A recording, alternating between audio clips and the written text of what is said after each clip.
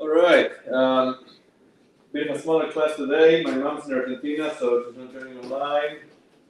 Jennifer from Cole, so she had to stay home. She may join online. Vanya couldn't come, and David Peter is not feeling great. But we have it recorded. It's being streamed right now, recorded, so they could all watch later. And it's really too bad I can be here because I think this is the best class out of the 6. It's about reincarnation, Gilgul in Hebrew. Fascinating. It could become very confusing, but I think they did a very good job. As I was preparing the class, I had a lot of clarity from it. It's not a topic most people are very well aware of. People might have heard of the concept of reincarnation. It's mentioned in Hasidic thought a few times, but the details are elusive. And there's also stories to hear that somebody reincarnated as a fish and or other types of animals, or even in wheat. And what is it all about? We're going to speak about all of that today. We're going to see the sources inside.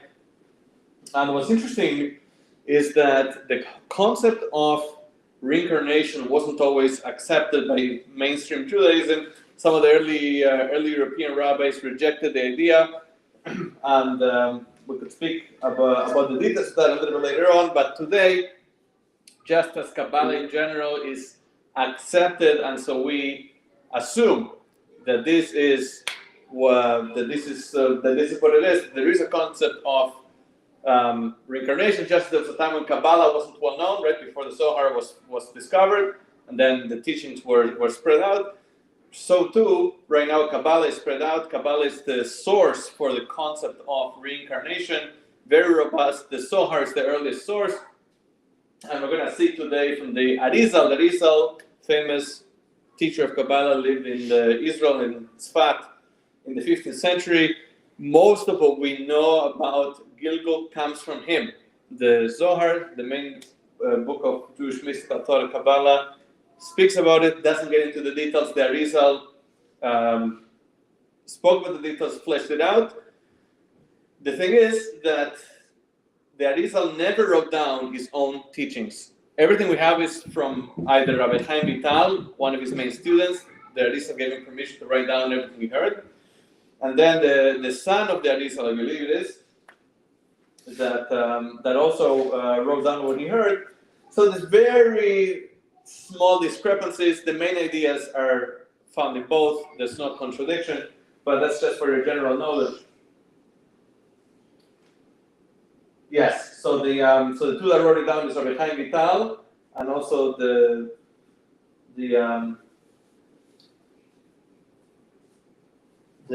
son of Rabbi Chaim Vital also.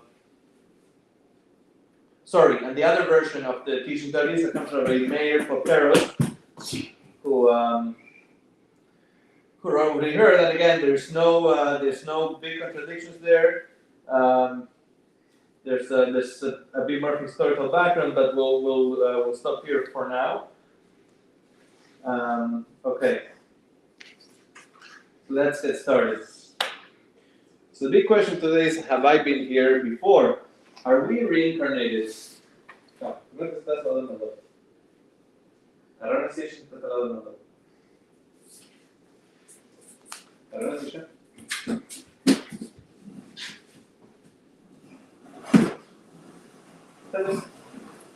Okay, so we are on page 174 for the student textbooks, and we're going to speak about this idea of the Gilgul, the reincarnation. And before we go into the Jewish text, the Hebrew text, we want to first understand our preconceived notions, the Eastern ideas of reincarnation that we are well aware of, and then we're going to see the Jewish concept of reincarnation and how it all fits. So, there are a lot of important questions that we need to answer once we accept that there's a concept of reincarnation, right? In the previous classes, we spoke about what happens to the soul after life in this world, heaven, Gehinnom, Gan Eden, Gehinnom, right? Paradise, or Gehinnom, purgatory. Everybody ends up in heaven. So, well, if there's a reincarnation, so when is that happening? Is it before the judgment, after the judgment, in the middle, right? How does it all come together? And we're going to see it, we're going to have clarity after the class. It really comes together very nicely. So let's take one thing at a time. A lot of people are disturbed by the concept of reincarnation in the sense that they feel that it robs them from their individuality, right? You work towards something, could be you work out physically, or you work on your middays, on your emotional attributes, right, to become a better person, a more kind person, and then you say, wait, if I'm reincarnated, maybe I'm carrying baggage from another soul, right? There's problems that I carry that have nothing to do with me. And then, so who am I? Am I really who I think I am? The person that is kind, that's trying to do better, become a better person, and I'm raising this family with the values that I want to give them? Or am I just like 2.0 of somebody else, right? So if I'm just reincarnated, then there's no genuine I, right? I'm just a continuation of somebody else. So then what happens to the me? Some people, they have a very negative idea of the concept of reincarnation. We're not speak about that. I'm going to see that the Jewish concept of reincarnation shows us that we do have individuality despite the concept of reincarnation. Now, let's start with a small exercise that's on page 175, exercise 5.1, for you guys to circle true or false. If you need a pen or something, let me know. Yes. You have? You need? This is terrible. Okay, this is one. I can get you a real pen. Or a pencil is good, just for Alex. I hope the people that are watching this have a pen.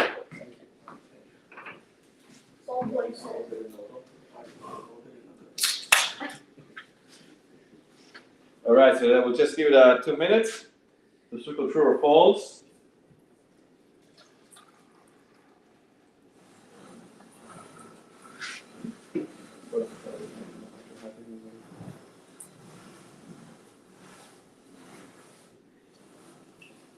Another number.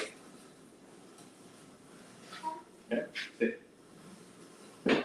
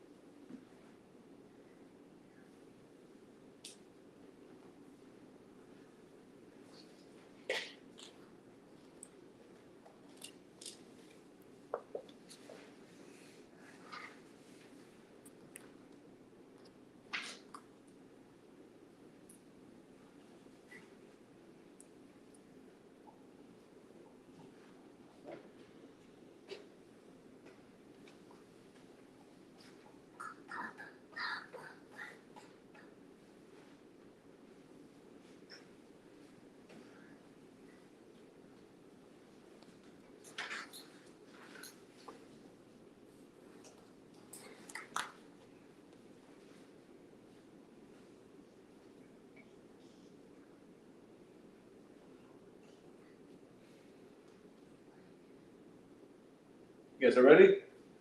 Okay, let's. I want to know what you think. Belief in reincarnation is basic to Judaism. True or false? True. Okay, Eli? I said false because it was not mainstream at a certain point. Okay. I'm not gonna comment on the answers. We're gonna come back to this at the end of the class. Number 2, in the Jewish view, reincarnation means that a soul that inhabited one body returns to inhabit another. True or false? True. I said true. Number 3, a human soul can be reincarnated in a non-human entity, such as an animal or plant. I said true. Alex? I feel like it's false. Okay. Number 4, a reincarnated soul does not have its own identity, but shares its identity with someone who lived in a previous lifetime. True or false? I feel like true. Number 5, the purpose of doing good in one's current lifetime is to be reincarnated as a person of higher status. I said false. Okay. I said false. Number 6, a soul is reincarnated as a penalty for sins committed in a prior life. False. I said false. Okay. Number 7, the last one, most souls today are reincarnations. I said true. Same. Okay, we're gonna see. Text number 1, what's really cool about text number 1 is that this comes from the Siddur. This comes from, we're supposed to say before you go to sleep.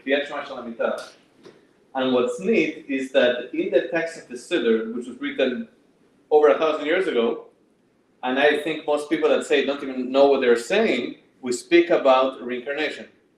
In other words, it's so ingrained in Judaism that in the text, the accepted text of you're supposed to say at night, if we're going to sleep before the Shema, you say at night, you mention the concept of reincarnation. Elliot, you please read text number 1, page 176. Master of the universe, I hereby forgive anyone who has angered or vexed me or sinned against me, either physically or financially, against my honor, or anything else that is mine, whether accidentally or intentionally, inadvertently or deliberately, by speech or by deed, in this incarnation or in any other. Thank you, right? So that's the underline, right? Incarnation or any other. So exactly when this made its way to the Siddur, I don't think that's clear. But we know it's over 1,000 years ago. This goes way back. And you see that it's an essential, it's very much ingrained in Judaism. So, but I said at the beginning of the class that that the concept of reincarnation wasn't always accepted by the mainstream Jewish philosophers, like Rabbi Sadia Gaon, also some of the Spanish rabbis. The crux of the argument apparently was, what is the purpose of life on this world? If the purpose is for the soul to accumulate knowledge of God, of Judaism, as much as it can, then the philosophers felt, why would it be a reincarnation? Later on, we're going to say, one of the Spanish rabbis said, if reincarnation was a thing, then how come we don't have memories from previous lives? Now, we're going to refute that argument, but the Kabbalists say that the purpose of life in this world is to refine and elevate the world. Meaning, very simple, every mitzvah says, things we're supposed to do brings more of Hashem, more of God into the world. When we do the things that we're not supposed to do, that obscures, that hides, removes the life of Hashem from the world. Okay? So the Kabbalists say, if a person in his lifetime, when he was alive, he didn't do the mitzvah, or he did things he wasn't supposed to do, he sinned, then he needs to come back because he didn't fulfill his mission. You see the difference? If the purpose is to gain knowledge, we say, okay, so you do as much as you can, and then there's paradise, all the things you spoke about in the previous classes. The Kabbalah said, well, the purpose of life is for us to reveal godliness in the world, not to let the forces of evil absorb the light of godliness. And so if a person didn't do what he was supposed to do, he needs to come back and do it again, right? If you fail, grade 1, grade 2, start grade 1 again. Just to put it very simply. Okay. That was a side note. When we speak about the Jewish idea of reincarnation, again, we're gonna see from the text of Kabbalah, and we need to realize that this is not something that we say, well, I think this way and I think a different way. Kabbalah means received, okay? And when the Jewish world accepted Kabbalah, when the Zohar was discovered, we said this is divine inspired wisdom. This is not something that you come to with your own logic, right? This was revealed through divine prophecy, and that's how we have the information that we have. Let's move on along. I'm gonna move along the PowerPoint.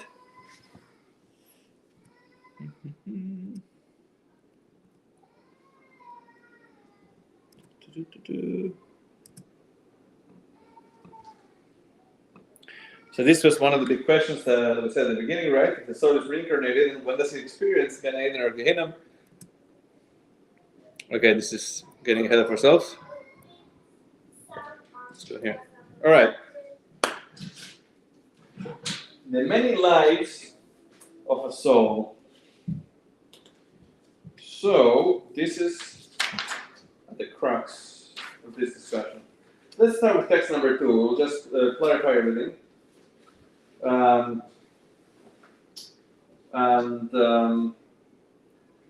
Text number 2, so again, this is from Rabbi Chaim Vital, the main student of the Arizal, the great master of Kabbalah.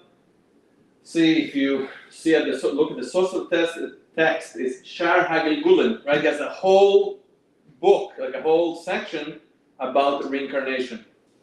Okay, Alex, can you read first text number 2? It all began with one master soul, the soul of Adam, which included all future souls. Subsequently, the master soul passed on Abraham, Isaac, and Jacob, and was then divided among the 12 tribes. Afterward, the soul was further partitioned among the 70 souls, the descendants of Jacob that accompanied him in Egypt, and eventually among the 600,000 souls who left Egypt. Thank you. So this, They were all basically same soul. yes, part of the 600,000, which are then broken down further. Now, it's important to know that husband and wife are counted as one. And this is important because what we're going to say later about the soul having to do all the mitzvot, there's mitzvot that don't apply to men, mitzvot that don't apply to women, right? So how does a man do the women mitzvot, the man and woman do the man mitzvot? That's husband and wife, right? The husband does it for the wife does it for the husband. Okay. So far so good? Okay, perfect. So let's move on to text number 3. This is from the same source, right? The Shar HaGilguli from Rabbi Chaim Vital. I'm going to read that, text number 3. It's on page 178 for the student books. Furthermore, you must know that every person must fulfill all of the 613 mitzvot. If a soul does not fulfill all 613 mitzvot in action, speech, and thought, he must be reincarnated until he completes them all. Okay? Very, very straightforward. Right? Okay. Now, the connection is that all 600,000 souls were there when the Torah was given on Mount Sinai, right? And that connects them to the 613 commandments. So that's what they have to do. That's their mission. And if they didn't do it, they come back. Very simple and straightforward. Very few of those 600,000 did their mission in their first time around, so they have to come back in a Gilgul, in a reincarnation.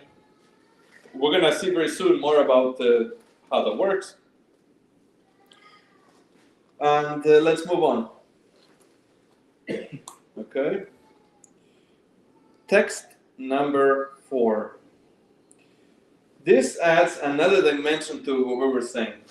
Right? So far, what did we say? We said, we spoke about the concept of reincarnation. It all came from one master soul that started branching out. Then we had the number 600,000.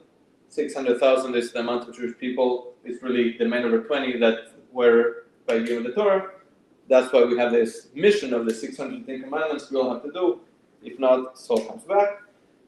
This part, now part C, text 4, is going to add that each one of us also has a part of the Torah that we need to study. On the one hand, we need to study the whole Torah, and everything in the Torah that you study, let's say the very first verse of the book of Genesis, Bereshit bara Elokim, the beginning of God creating, everything Torah has 4 levels of understanding it: Pshat, Remesh, Drush, and Sod. We're going to see that now soon again. Pshat means a simple meaning, Remesh means a hint, a hidden meaning. Drush in English means homiletical, which I have no idea what that means, but it basically means something that goes far further away from the simple meaning. like when we have a medrash, teaching medrash drush, it doesn't go by the simple meaning. It's even unhinted. It could be it could seem completely unrelated. And then sod, number 4, literally sod means a secret, refers to the Kabbalistic or Hasidic explanation. So text number 4, I'll read this one also. Text number 4, page 178. You should also realize, says Rabbi Chaim Vital, that each individual must study all 4 Torah's layers, which are referred to by their acronym Pardes, which means an orchard. These are the Pshat, Remez, Drush, and Sod. Again, literal, allusion, exegetic, and mystical. It is necessary for a soul to be reincarnated repeatedly until it completes them all.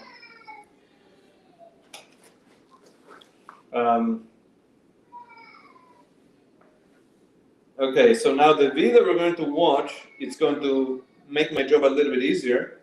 So instead of me explaining and giving an example of this on the very first verse of the Torah, they have that on the video.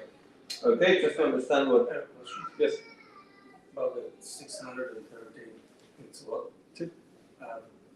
Maybe a little bit. If some of them are related to the temple work, to the work in Beit HaMikdash. We're going to speak about that. The question is, how can you do it if you're Kohen, if you're not Kohen? If I'm not a Kohen, or if there is no temple in our. Excellent. We're going to speak about that. Excellent question. Yes. Also said that they're mourning the 600,000 mourners, but they left the tribe. 600,000 what? The previous text said that they were mourning the 600,000 people left the tribe. There were more than 600,000. Wait, it's not exactly 600,000. Correct. It's a few thousand more. That's correct. My question is, why are they mourning them when they leave the tribe? Why are they? Mourning them. Let's say mourning. Isn't that what it says there? No. Text number 2. And Mount Okay. Okay. Actually, okay. To Ellie's question, the notes are on this page. I'm going to address it now. Ellie asked, just like I said before, does mitzvah apply to a man? Mitzvah apply to a woman? How does a man do the women's one? The women do the men's one? We said husband and wife. Husband to the wife not to the husband. Now Ellie asked, how about the mitzvah that only apply in the times of the temple? We don't have the temple today. I'm going to venture to say, without at the temple, it doesn't apply. It's not part of the game. But let's say the temple is around. I'm not a Kohen. You're not a Kohen, right? So the Kohen that has a mitzvah to wash their hands before they serve the Beit HaMikdash, whatever, just as an example. So how do I, who I'm not a Kohen, do that mitzvah? There's 3 answers that they give here. Answer number 1 is that the Kohen and you and me, who are not Kohanim, could come from the same branch of the tree and then split. And then the Kohen does the mitzvah and it counts for you too. That's answer number 1. It's really simplifying here, it's a long note.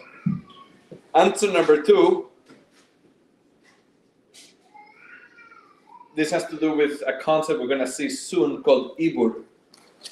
Right now we speak about Gilgul, reincarnation. That means that a soul comes back into the body, and that means that from birth to death, that soul is there. Ibur, which means impregnation, like pregnancy, means that a soul joins another soul. This is not a dibuk, but a joins another soul for a specific positive purpose. So one of the ways that you do the mitzvot that apply to you is through Ibur.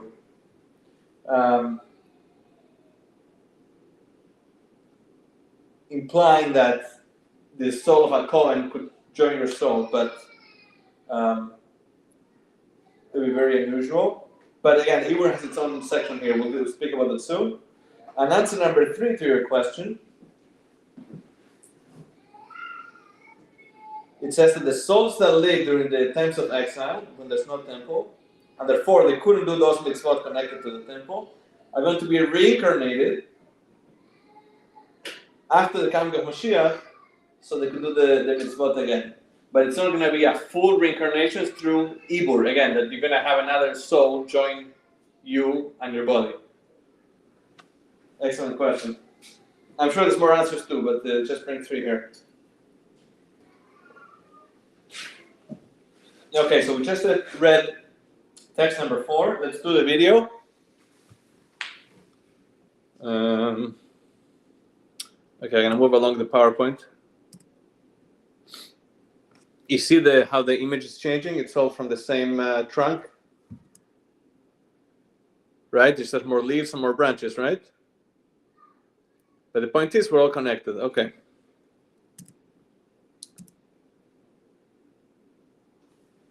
Did we do this already?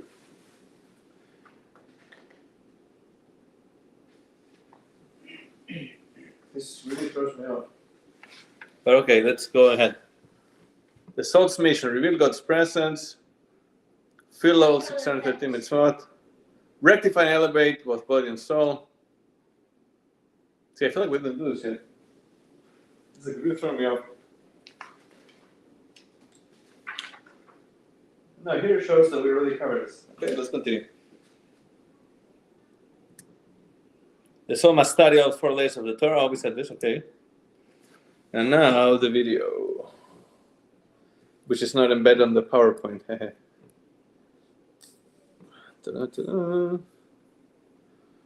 Here.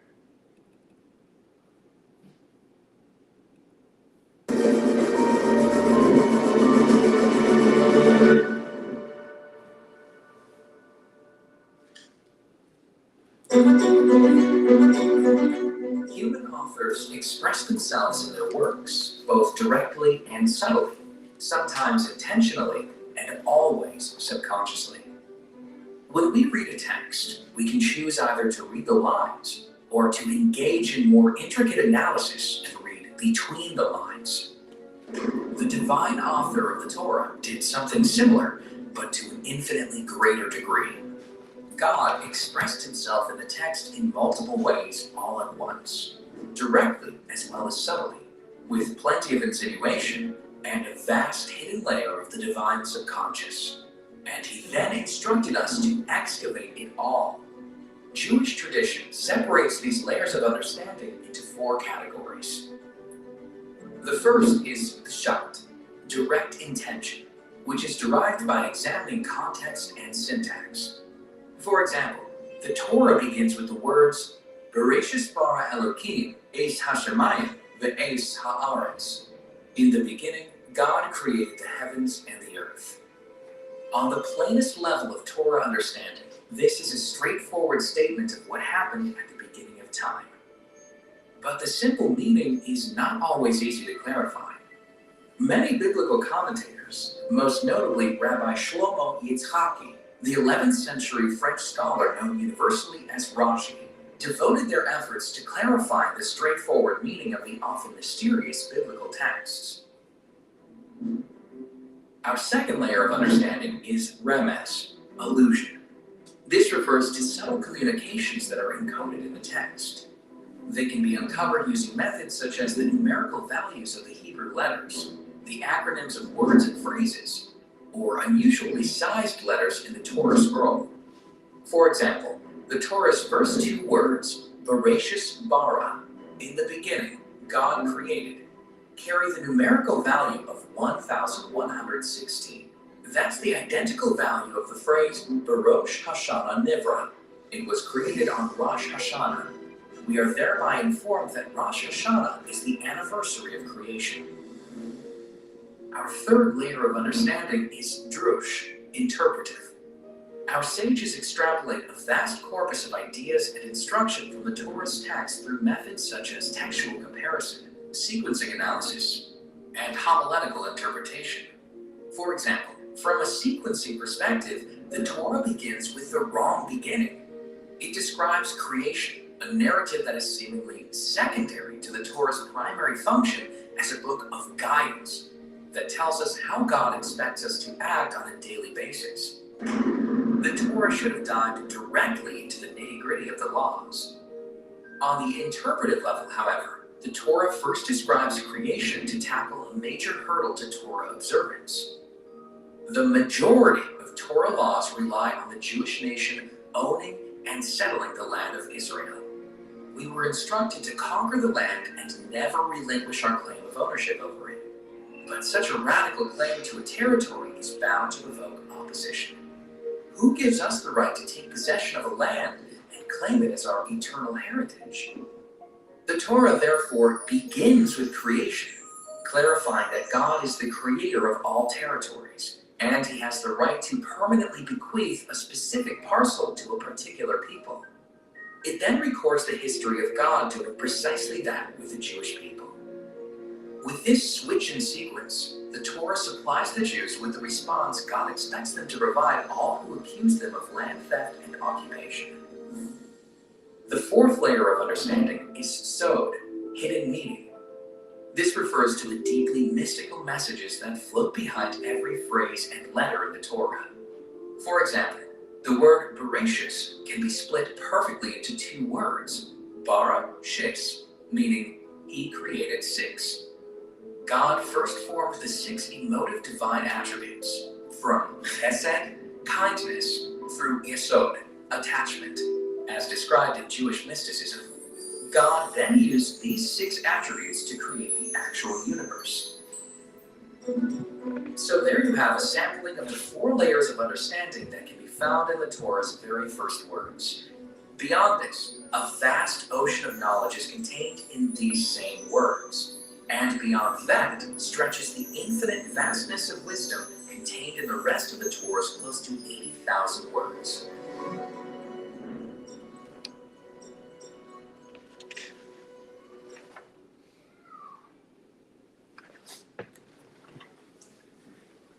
Is that clear? It's pretty good, no? Okay, I'll move back to the PowerPoint, since this time the videos are not embedded, unfortunately.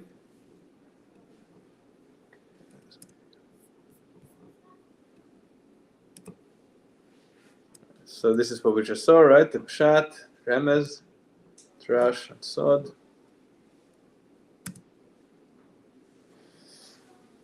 Okay, so this we're going to speak more about it soon, but it's really straightforward. So we said, besides doing all of the mitzvot, all the commandments, also every soul has to study the Torah in its four levels, and besides that, besides studying what others already wrote, others already discovered, every soul has to do his own discoveries. Each person has to dig deep and come up with his own novel ideas. Remember, I think we spoke about this earlier on in a number of classes before. You could come up with your own explanation in Torah, as long as you don't contradict anything that's fundamental, axiomatic, right? As long as you don't contradict Torah's beliefs and principles, you could come up with your own explanation today in 2025, 5785, no problem. In Halacha, Jewish law, you can't do that because Jewish law does have a specific methodology. So you can come up with your own laws. But when it comes to a Torah explanation and insight, we have free reign within the boundaries of Judaism. So now we have text 5a and 5b. So 5a, this is from Pirkei Avot Ethics of the Father. We're gonna make a note, okay, on a nuance here. We say in the text says, the text 5a, page 179, it says, "Maybe your will, our God and God of our fathers, that the Holy Temple be revealed speedily our days, and grant us our portion in your Torah." Right? So you could say, well, our portion doesn't mean literal, just means, we should be connected to the Torah. But we say, no, every word in the Torah is precise, we're very sensitive to nuance. So we say, our portion in your Torah is exactly what we're saying just before. This is our portion that me and you and everyone listening and you, every single person has their own part of the Torah they need to uncover, they need to study and come up with their own conclusions and ideas and insights and so on. Text 5b is a beautiful short snippet from a talk of the Lubavitcher Rebbe on this point, and he says as follows. Do we have anybody online that wants to read text 5b? I thought I heard somebody joining online.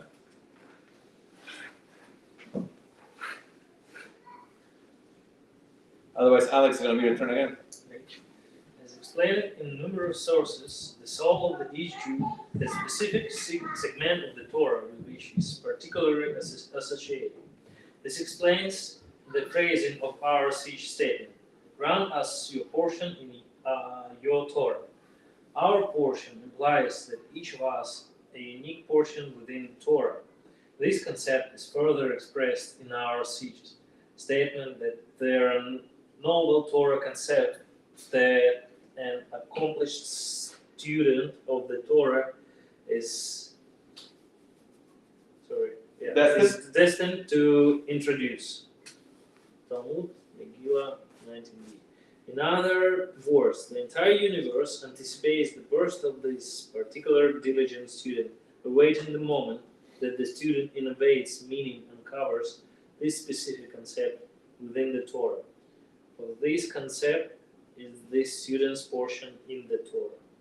Thank you, Alex. So, I don't know if you caught the nuance here, that the student is not really discovering, he's uncovering, right? In other words, it's already there, it's already in the Torah, hidden, but the student gets the credit because he uncovered it, right? He's the one that discovered it. But everything is, Hashem, God put already, all of the insights that anybody will ever discover, it's already hidden within the layers of the Torah. So let's move on, move the PowerPoint along. Mission of the soul, complete, right? This is just a summary, complete all 620 mitzvot. Study all 4 layers of the Torah and reveal its unique portion in the Torah, right?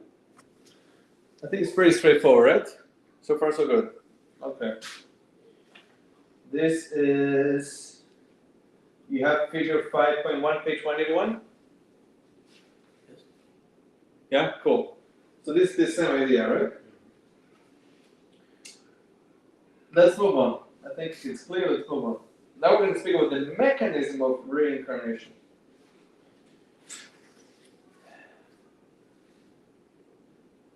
We have, okay, Ibur is next. Okay, so we have text number 6.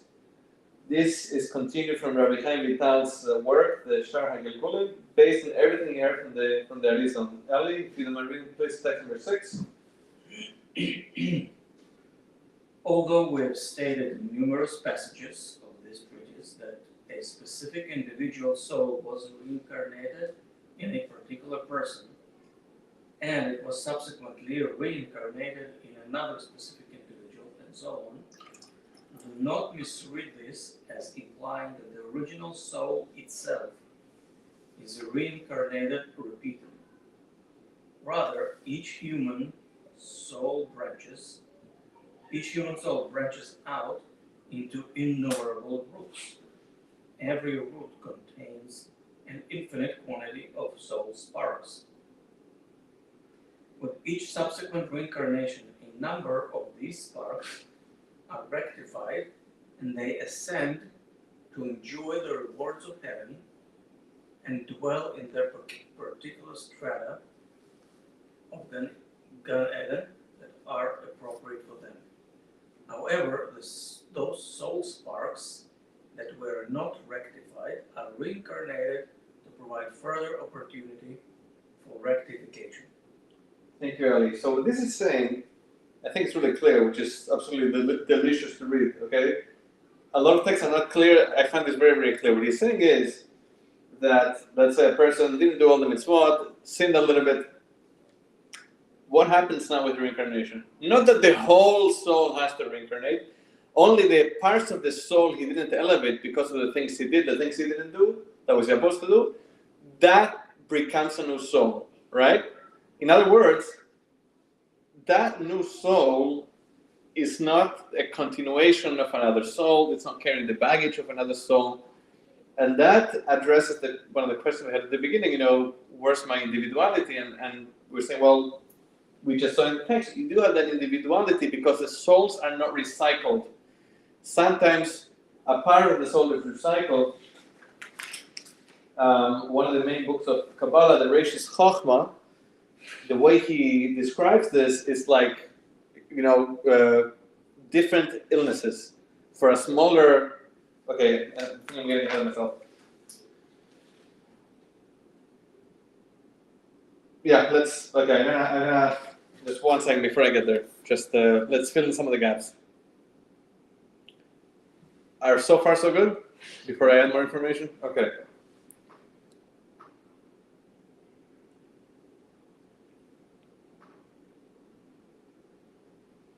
So each root soul has a lot of sparks.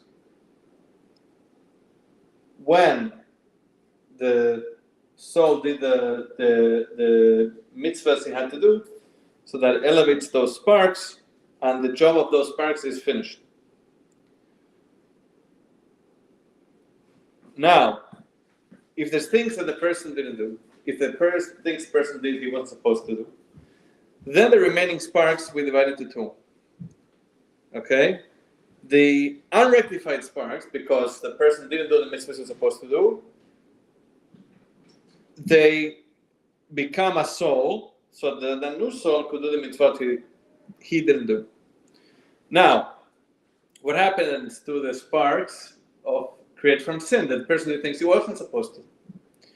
So it says that either those sparks have to go through Gehinnom, cleansing, right, like we saw in last week's class, or last class, or reincarnation. Now, this is the Reishis Chochmah that I quoted earlier. The Reishis Chochmah says like this: just like with an illness, God forbid, it depends what it is. For a small illness, you could take some medication. But God forbid, somebody's really sick, somebody needs to amputate a limb. So it says like this: for something that's not as serious, the soul, those sparks go through the cleansing of Gehinnom, and that's the end. No reincarnation. Something that's more significant that the soul did, and more serious sin, the soul or those sparks have to come back. That's the way he splits it. Okay, so now we're splitting the hairs a little bit. So reincarnation, like another life, is worse than Gehinnom. I'm not commenting on that one. Depends on your quality of life. The question is, does the soul have to go through the whole process again? Which is interesting though, because, and I believe this comes up now when it comes to Ibur. How do you know which things you have to focus on, right? So we don't have a new soul. We said it's not completely recycled, but it's branched off from a soul that already existed. That's a fact. How do I know what my previous or my root soul didn't do or did? Like, how do I know what I should be focused on, right? Because we're here because that soul didn't do or did things that we're supposed to do, right? So how do I know what it is that I'm supposed to focus on now? We're going to speak about that. Okay, is that so far so good? All right, cool. Now we're going to speak about the concept of Ibur, which they call here partial reincarnation. Again, remember, Ibur in Hebrew means impregnation, right? And there's the body with a soul, and then as if, just like a woman carries a baby in the womb, then this person, quote unquote, could carry another soul. So yes, two souls. And this is also from Rabbi Chaim Vital, in the same book that we quoted before, the Sefer HaGelgulim, text 7a. This is on page 183. I think, Alex, it's your turn. The concept of Gilkul, I may spell it right? Mm-hmm. Reincarnation is that soul requiring further rectification entered the body of a child as it emerges from its mother womb.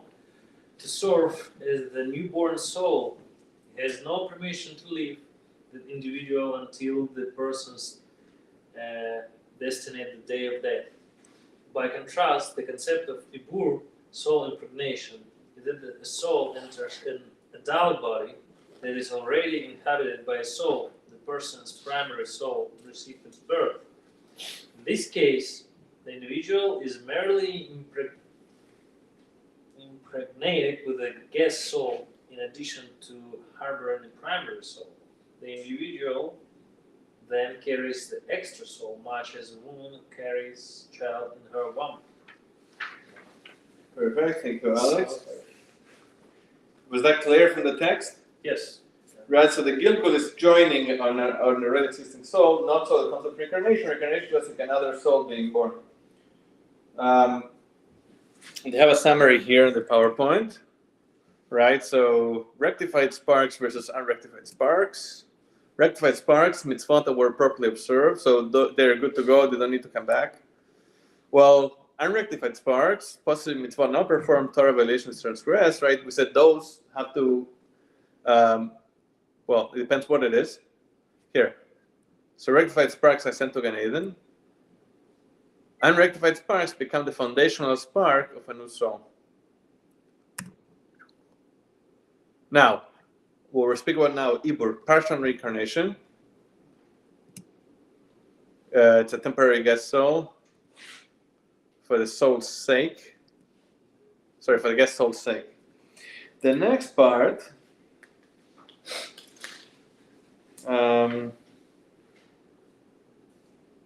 whoops, I got ahead of myself. I tend to do that. So text 7b, it's just continuation of the text from Rabbi Chaim Vital. So I'll read that. So it says like this. He gets into the mechanics of the Ibur. Now, soul experiences Ibur for one of two reasons. We're page 184. A, the impregnated soul comes to an individual for its own sake. In its previous life, it failed to perform a particular mitzvah and was therefore left lacking. This was the kind of mitzvah that was impossible to perform under the conditions of a lifetime, such as the mitzvah of Yibum, Chalitza, and the like. So in brackets, Yibum, in English it's a levirate marriage. Husband and wife, they don't have children. Husband passes away and he has siblings. There's a mitzvah for the widow to marry one of the husband's brothers. That's called Yibum. Yibum is if they go ahead with the marriage. If they don't want to get married, whatever the reason, they do a process called Chalitza. Okay? And so this is very particular. A lot of things have to be in place for somebody to make this situation. And even if they're in this situation, they either do the Yibum or Chalitza. They don't do both, right? So again, so you can't do all the mitzvot in one lifetime. Even if you have the best intentions, right? Okay. So continuing inside the text. It is therefore not obligated to engage in a full-scale incarnation, in other words, reincarnation, described earlier in this treatise. For soul, incarnation is sufficient, right? So for this is what Ellie's question was at the beginning. What happens to mitzvot have to do with a kohen, etc. So your soul would join I said it wrong at the beginning, but now the soul joins the soul and body of a kohen, so then you get those mitzvot that you couldn't do. And then B, inside the text, the impregnated soul comes solely to assist an individual to bring a person additional merit or to guide an individual in matters of Torah and mitzvot. In this case, the impregnated soul lacks nothing for itself. Right? It's not about the impregnated soul not having done certain mitzvah, but it's to give a spiritual boost to the host. So let's move the PowerPoint along. Well, actually, I did that already. Right? So partial reincarnation is temporary guest soul. It's a temporary guest soul. It's for the guest soul's sake, and it's to assist the host soul. Now we get to the really fun part of non-human reincarnation. Fascinating stuff. All right. Which, of course, the people that donate enough to Chabad do not have to go through the non-human reincarnation. Okay, that was just a joke. Sorry. So text number 8 and 9, we're going to dig into this a little bit more. There's a lot of stories about the different souls being reincarnated into inanimate and plants, animals. we're not gonna get into the stories now, but we're gonna see the mechanics of it right now. The joke goes that Yankel and Moshe, two good friends, they make a deal. Whomever passes away first has to come to the other person in a dream to let him know what's happening in paradise, know what is it like. So sure enough, Yankel passes away before Moshe, and Moshe is eagerly waiting to see his friend in a dream to get the vision and see what's going to be when he passes away. A week later, after Yankel passed away, Moshe sees him in a dream finally, and Yankel says, "You're not going to believe it. Everything is wonderful. The sun is shining. I could sleep as much as I want. I can get up as much as I want."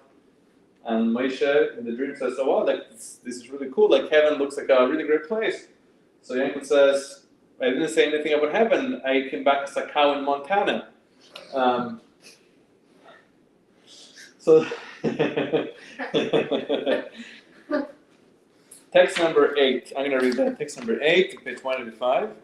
When a human soul comes to the world and becomes soiled by sin in the process, it reincarnates in another body to rectify itself. That second life is its first reincarnation. If it fails to rectify itself during that lifetime, it may return in a second reincarnation. If it fails again, if it again fails to find rectification, it may endure a third reincarnation. After that, however, it is no longer provided opportunities for rectification via reincarnation.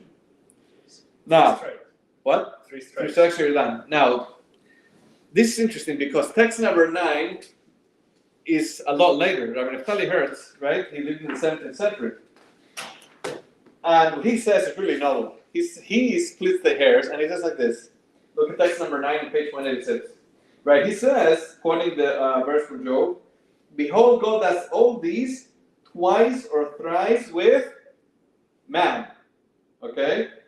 So he writes, the limitation of twice or thrice, 3 times, applies with man, meaning that a human soul is not subsequently reincarnated in a human body. Rather, it is forced to wander the planet until it is reincarnated in an inanimate, vegetative, or animal entity. Then, after it has done its penance, there is hope for its future, for God's endless mercies extend to all of his creations. So, putting it all together, right, we say, well, we saw from behind Vital, text number 8, there's 3 strikes of reincarnation for a total of 4 times, right? First time, and then the 3 reincarnations.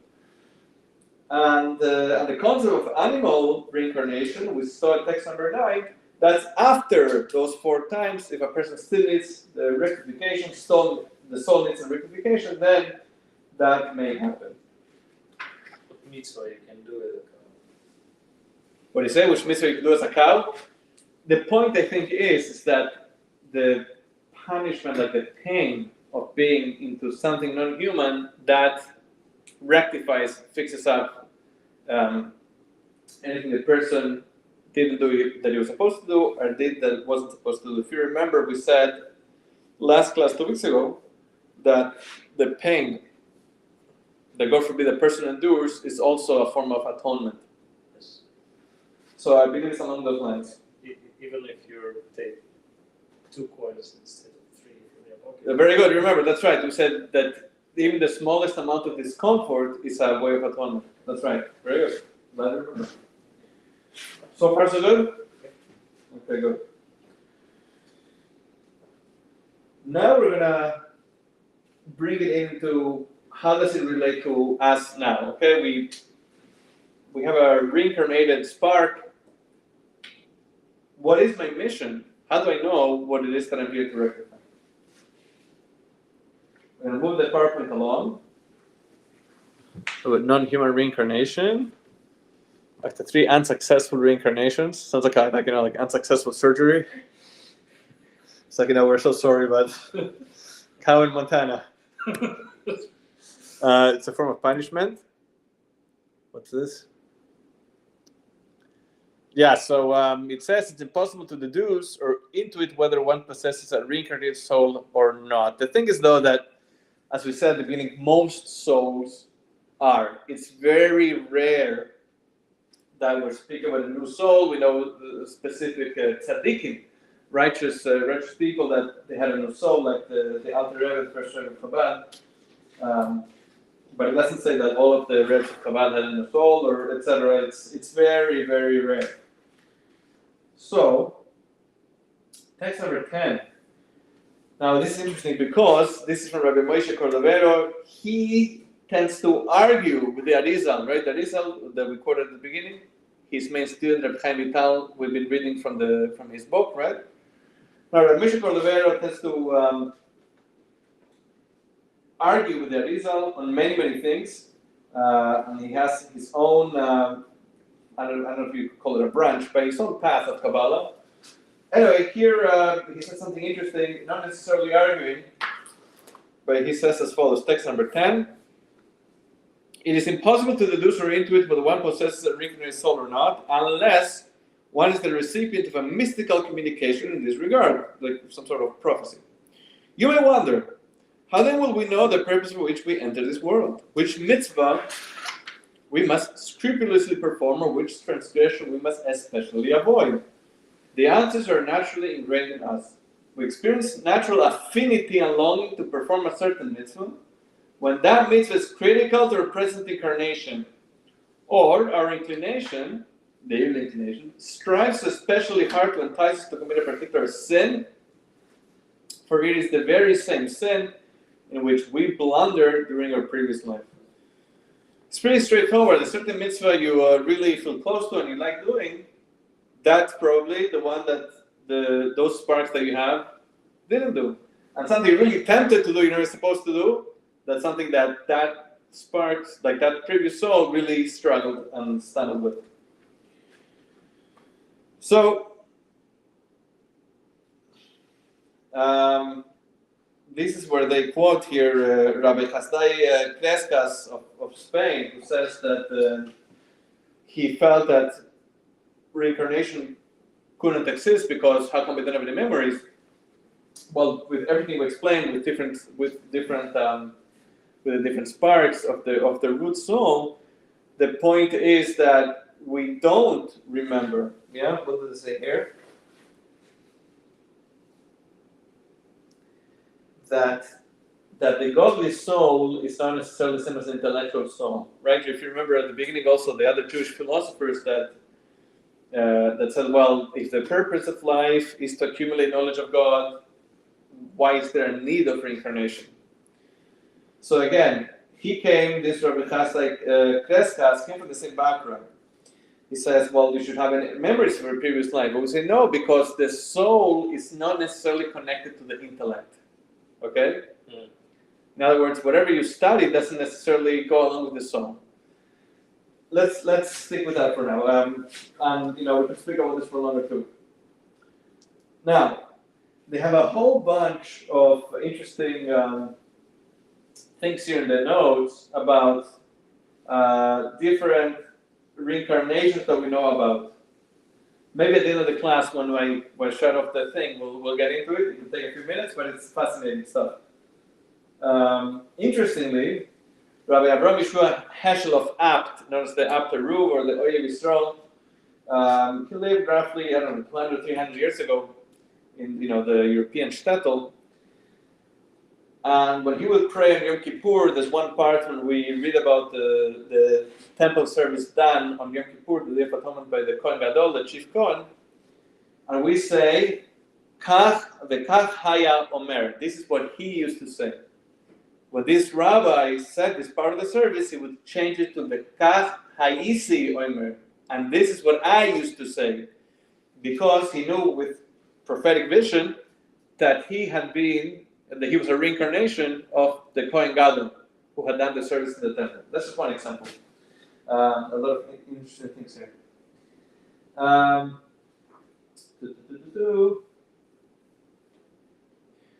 So why did I mention about Rabbi Crescas who questioned reincarnation based on the concept of not having any memories?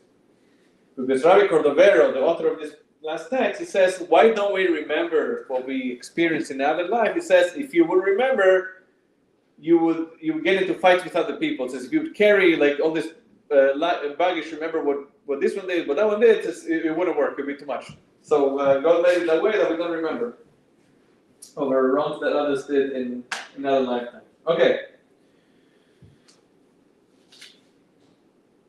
We covered all of this.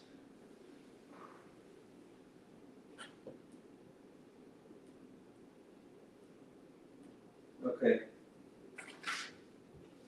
Good. We'll continue with the Rebbe's letter on this very point about what is a person's life mission. After which we'll do meditation, and then we're almost wrapping up. Ali, can you please read the text number 11, page 188? I'm replying to your letter in which you inform me that you accepted and are implementing my directives regarding Torah study classes and giving charity. But as far as the situation at home is concerned, your marital harmony appears only superficially to have improved, while the underlying reality remains unsatisfactory. I already told you in my previous letters that it will be challenging. You are meant to find it difficult, for the success of your life's mission hinges upon your sincere efforts toward marital harmony. Our mystical teachings reveal that rare individuals are born with original souls. The rest of us are reincarnations. We return to complete the fulfillment of the mitzvot that we missed in previous lifetimes. Certainly, we are obligated in all of the mitzvot in every lifetime, but the specific mitzvot we omitted in earlier incarnations are critical to the rectification of our souls and the rectification of this world. Using the evil inclination as a guide, we can identify the mitzvot that determine the outcome of our life's mission. Our inclination opposes the mitzvot that we finalized in previous lifetimes.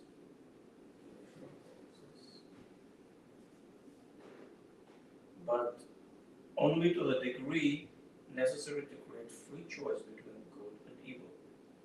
By contrast, it unleashes a fierce storm of opposition with countless hurdles and challenges when we approach a mitzvah that we fail to fulfill in previous incarnations. Therefore, your many hurdles to marital harmony reveal it indistinctly. Therefore, your many hurdles to marital harmony reveal its indispensability to your rectification. Do whatever it takes to achieve harmony. Thank you, Ali. This is fascinating. This is a letter from the Lubavitcher Rebbe to an unnamed individual, right? It tells him that clearly you're struggling with Shalom Bayit, with relationship with your wife. That's because this is your soul's mission. Make it work. A fascinating thing. So each and every one of us, I'm not going to point at anybody, so take the mission to heart. Basically, all your challenges are for a reason. No, that's for sure. That's for a reason. But more specifically, it's for the rectification of your soul. Yeah.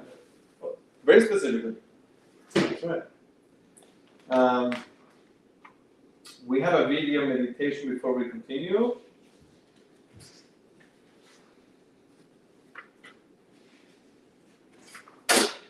Okay. Let's open it up here.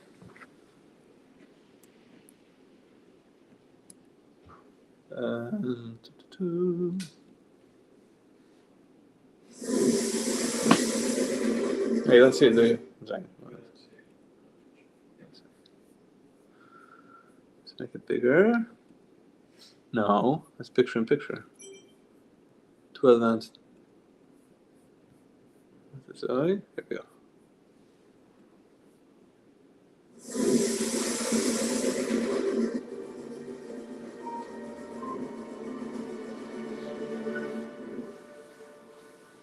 Today's reflection is going to help us try to relate to the idea that our souls came to the world this time around for a special purpose. A mitzvah, good act that has special value in this lifetime. Now, How can we know such a thing? To a great extent, we can't. However, there's a way that we can catch a glimpse into what is important for the soul in this lifetime. And that is by way of a metaphor which we will now visualize. Picture in your mind's eye, you are leading an army out to battle.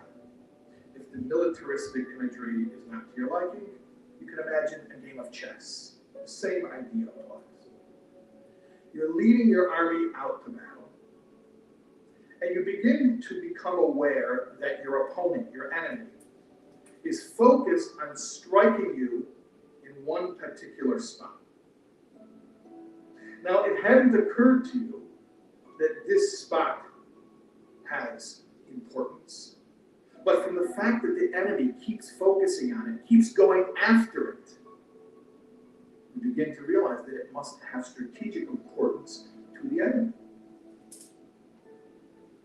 As you're imagining this, shift now and think about your life and think about a mitzvah or a good deed that is inordinately difficult for you.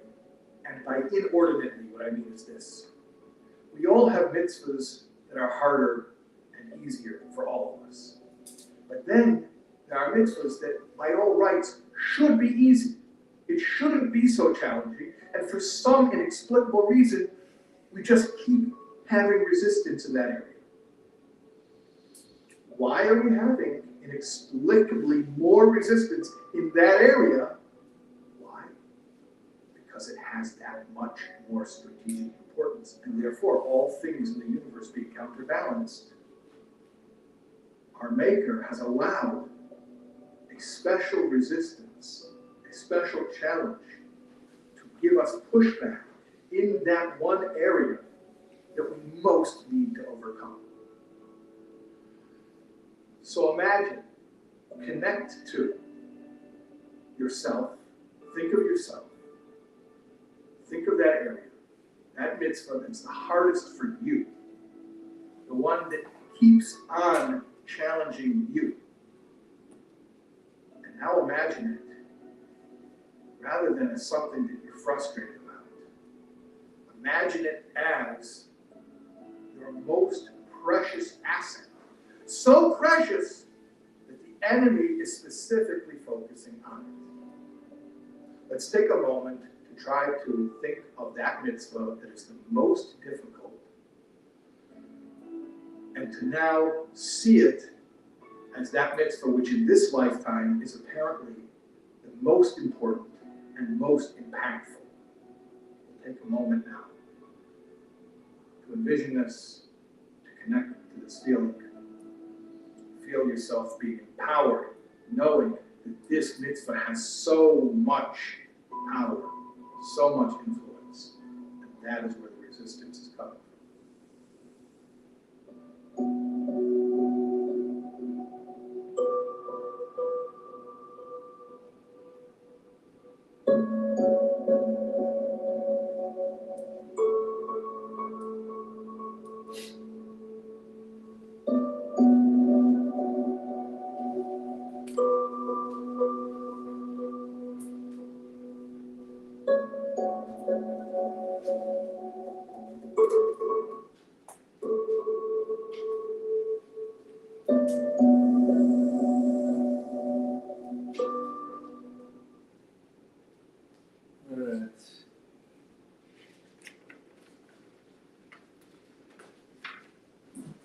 In here.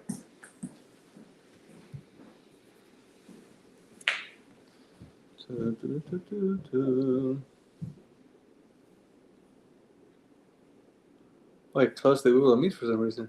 That's really disappointing. And open it again.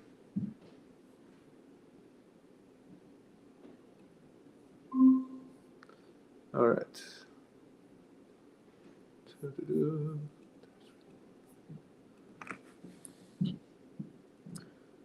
All right.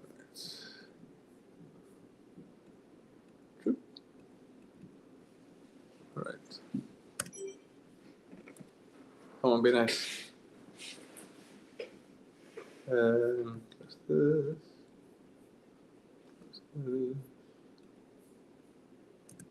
All right, cool. This is the next part. Basic text number 12. This is a teaching by Rabbi Shalom Dober Schneerson, the fifth Rebbe from Chabad Dynasty. Eli, could you please read text number 12, page 190?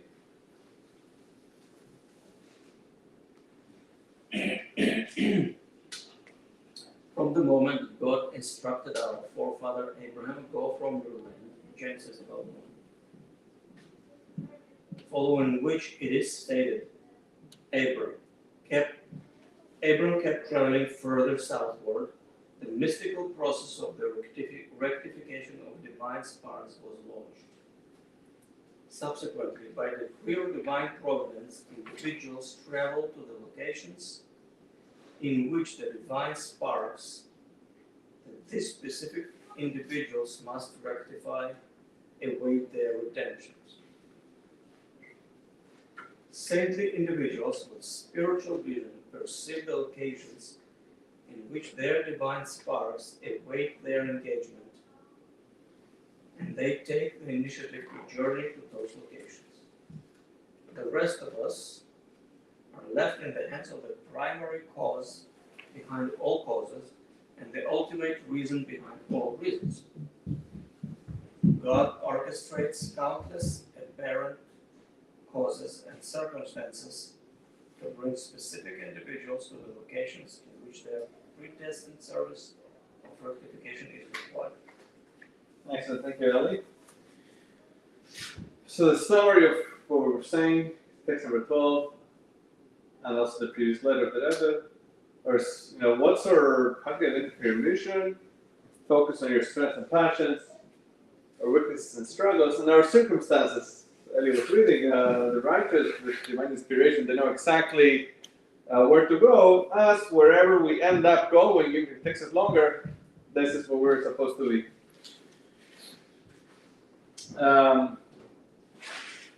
We are about to finish, so let's go back to the true and false we have on page 175.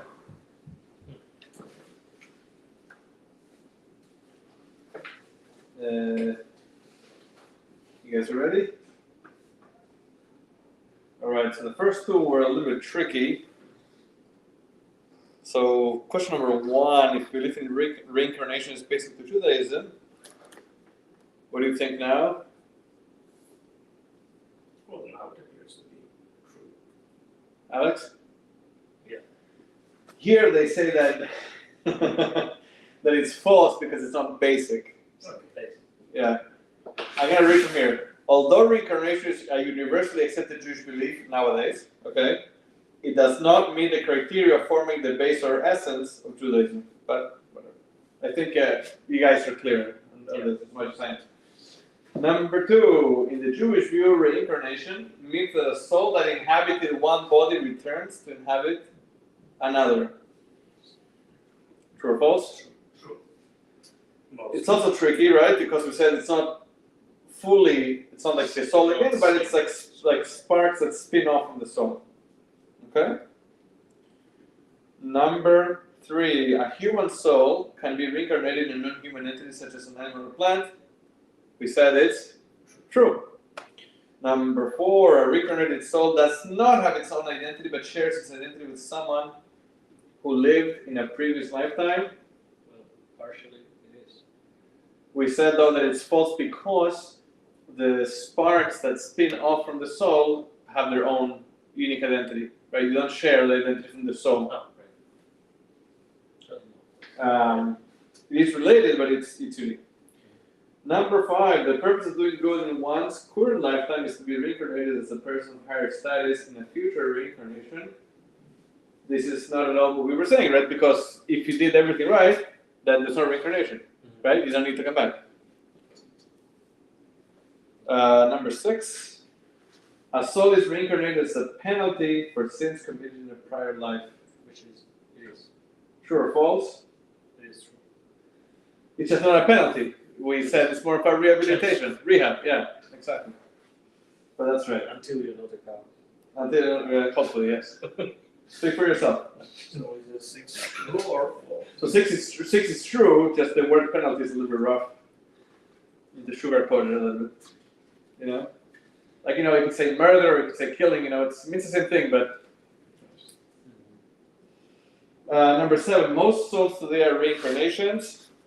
This is true. Most of us are reincarnations.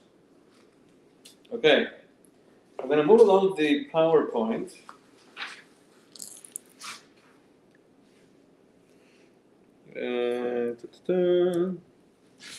Okay, so reincarnation enhances personal identity by providing a unique purpose. Right, the unique purpose is whatever mitzvah was lacking or sin was done. Okay, augments mission with previous good deeds. Right, so any previous good deeds give a boost to the new sparks. It's a pathway to realizing God's master plan, and it provides a role within the general human mission. We have another text about that, and that is, of course, the mission of bringing Mashiach, making the world a more godly place. I want to skip text number 13. I just didn't feel that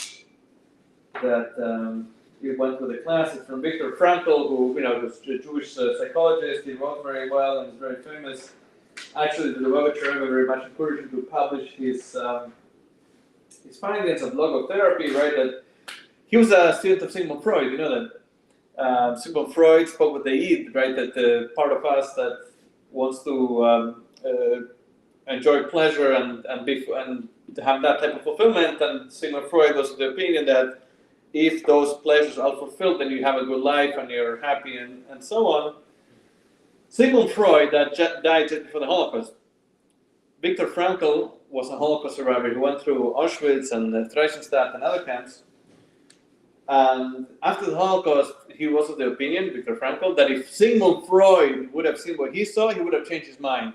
And so Viktor Frankl said that what does a person need to have a happy life? He needs meaning. Right? His book, he called Man's Search for Meaning.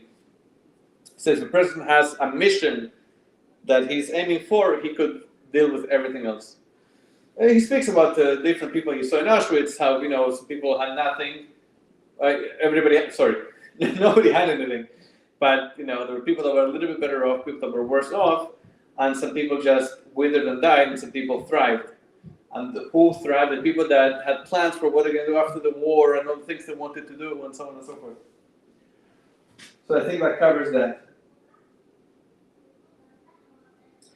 Very interesting. So the very last text that we have before we do the summary, this is from a talk to the Lubavitcher Rebbe, speaking about the special mission for today's women. Let's just look at it inside, so I don't give it away. Text number 14 on page 194. Jewish women and girls play an essential role in the highly critical mission of bringing about the true and complete redemption. The women played an indispensable role in our exodus from Egypt. Indeed, our sages state that our ancestors were redeemed from Egypt in the merit of the deeds of the righteous women. As we have discussed repeatedly, they fulfill this role in each subsequent generation. This is especially true of our present time, for we are the reincarnation of the generation that left Egypt. Indeed, we can clearly observe that Jewish women and girls are naturally predisposed far more readily than the menfolk to the idea of immediately leaving the exile with Mashiach. Less effort is required to convince them that we must leave this exile already than is required to inspire the men. In English, that it was the women that had more trust in Hashem in Egypt, and they believed Moses more than the men about how they're going to leave Egypt. And so too, the Lubavitcher says the women today have this also innate faith in the redemption more than men. Hope everything's okay.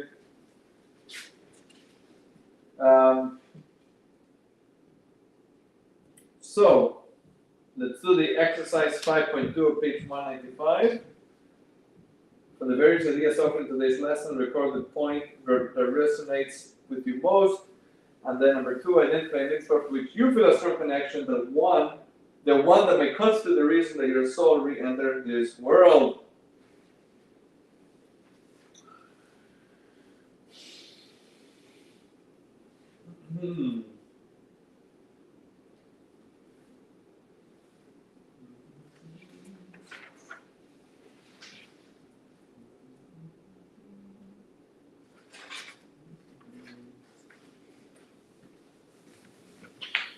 If you're just joining online, we're about to do the summary.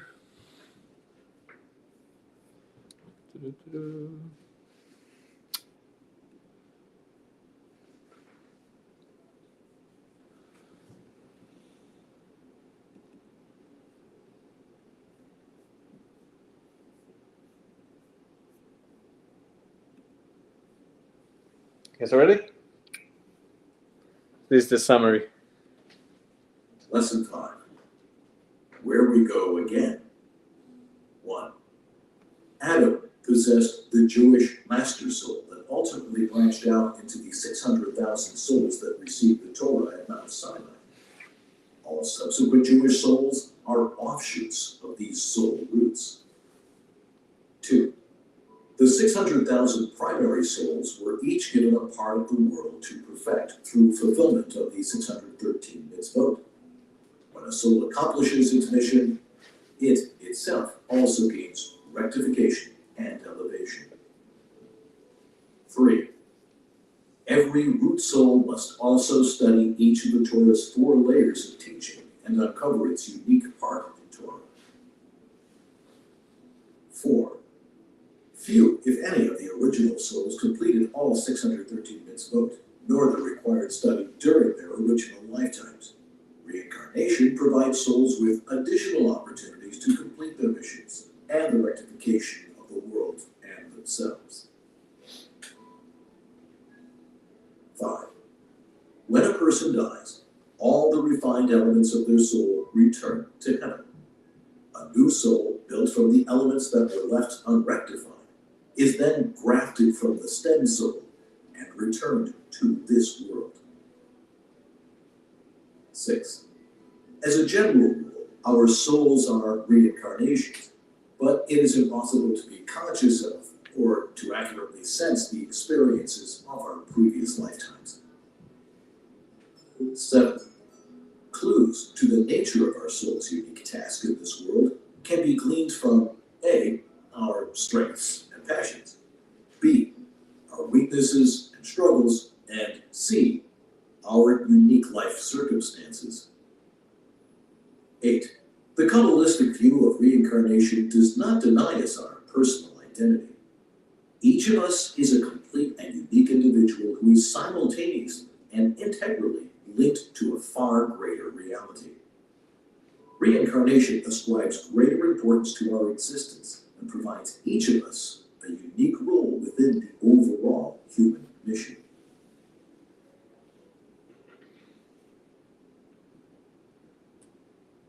Oh, I'm supposed to say what's next week. Huh? I was waiting for this thing. So next week we have it's not a wrap up. In other words, it's not like we're gonna summarize everything we spoke about. The next week we're gonna speak about life in this world, right? And we speak about death from the beginning. Today was reincarnation, but it's a whole class focused on life in this world. And if you remember, that's the way we began in class number 1, how death informs life. And yeah, thank you very much for coming. Thank you for joining us online. And see you, God willing, next week. I'm gonna cut the live stream. I see there's somebody watching. I don't know who you are, but thank you for joining. See you next week, Tuesday, 8 p.m.